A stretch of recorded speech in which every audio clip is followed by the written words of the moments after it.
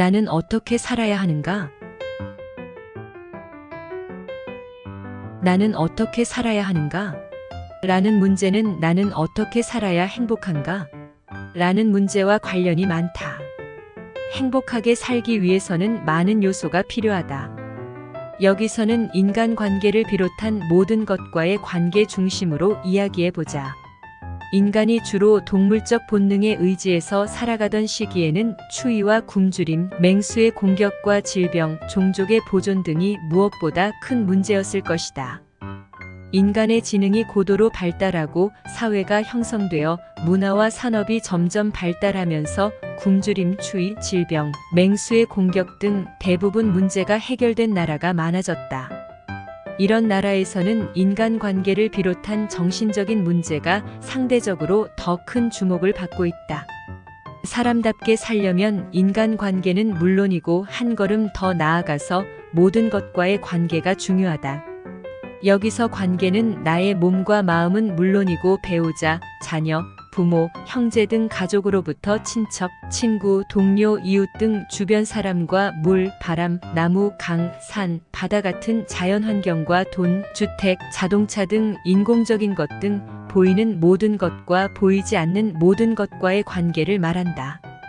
그럼 어떻게 관계를 맺고 살아야 할 것인가? 그냥 즉흥적으로 생각나는 대로 살아가는 방법도 있다. 그것은 마치 지도도 나침반도 없이 바람이 부는 대로 목적지도 없이 살아가는 것과 같다. 남이 사는 대로 따라서 사는 방법도 있다.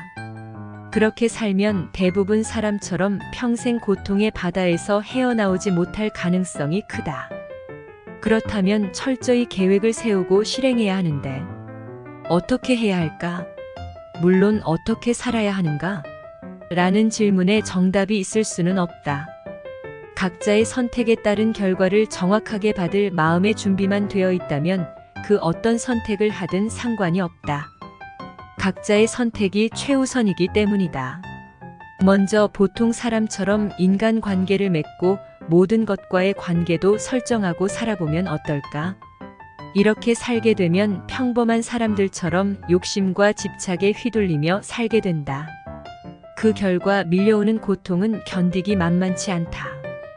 그럼 제일 원인의 관점에서 관계를 설정하면 어떨까? 제일 원인 관점에서는 어떤 관계를 설정하든 아무런 상관이 없다.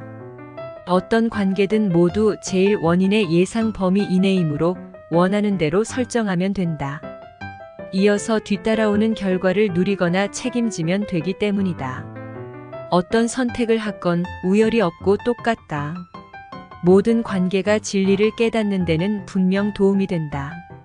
그러나 어떻게 관계를 맺고 살아야 할지 방향을 결정하는 데는 큰 도움이 되지 않는다.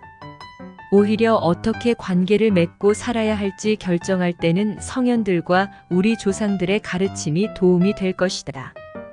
바람직한 인간의 역할을 하면서 행복한 삶을 사는 방법을 다루고 있기 때문이다. 따라서 성현들의 가르침과 우리 조상들의 교훈을 항상 염두에 두어야 한다.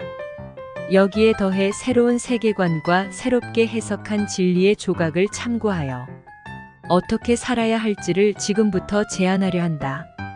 먼저 이 세상은 어떤 구조로 되어 있는지 그 전모를 이전 영상에서 언급되는 우주의 구조를 참고하여 파악하자.